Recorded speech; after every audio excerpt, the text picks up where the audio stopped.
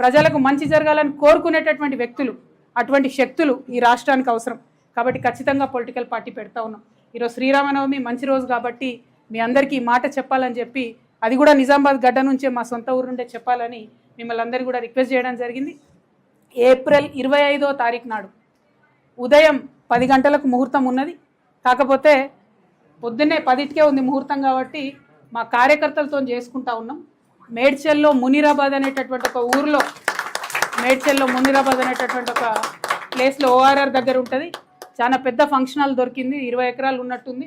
మా కార్యకర్తల కాడికే ఒక 30-35 వేల మంది పడతారు.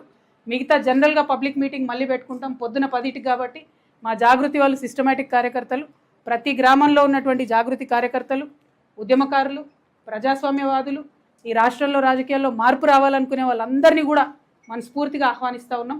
ఏప్రిల్ 25వ తారీఖు, వచ్చే నెల ఏప్రిల్ 25వ తారీఖు నాడు మార్నింగ్ 10 o'clockకి మేము జెండా ఆవిష్కరణ చేసి మా పార్టీ పేరు చెప్తాము. మంచి ముహూర్తం ఉంది. మీ అందరికీ తెలుసు, నేను ముహూర్తాలని బలంగా నమ్ముతా.